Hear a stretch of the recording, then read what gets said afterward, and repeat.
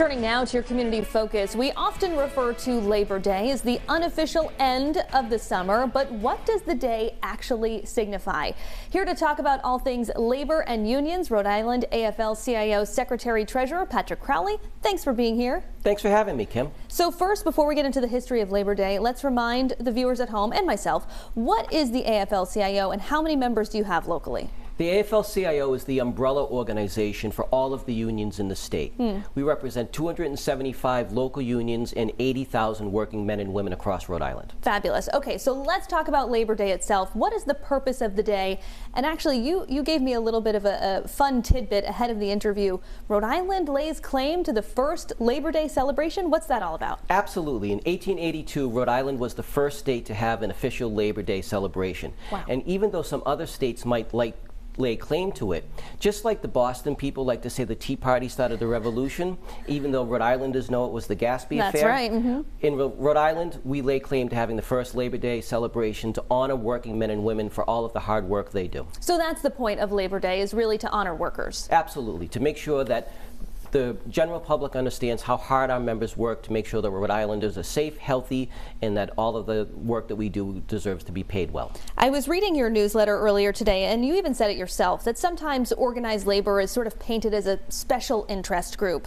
You do work on behalf of the interests of your members, so why is that not correct to say? Because really we advocate for all working people, whether they're union members or not. So for example, when we advocate to increase the minimum wage, that's not really affecting our members, but it affects workers across the board. Sometimes unions get a bad rap, but what's your pitch to folks at home to be pro-union? Union members make on average 15% more in salary and benefits. We also have a voice at work so that we can fight against discrimination, against harassment, and to make sure that within the entire community our members are serving the public and to make sure that everyone has justice. And I know there are some events that are coming up on Labor Day itself that folks can participate in. Tell me about the two that you had mentioned to me previously. Every year the Rhode Island Labor History Society has a commemoration of the 1934 Salesville Massacre. There were thousands of workers were confronted by the state police and the state militia during the 1934 General Textile Strike.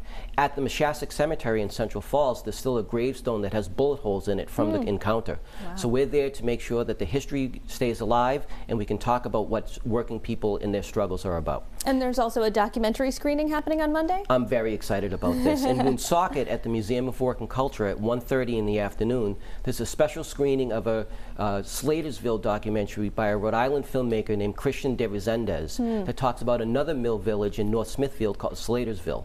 And it's a really interesting story. I've got to see a sneak peek of it, and I think Rhode Islanders are going to love the story. Lots of rich history here in Rhode Island. Of course, that is all the time that we have. Patrick Crowley from the AFL-CIO of Rhode Island, thanks so much for being here. Thank you, Kim. I appreciate it.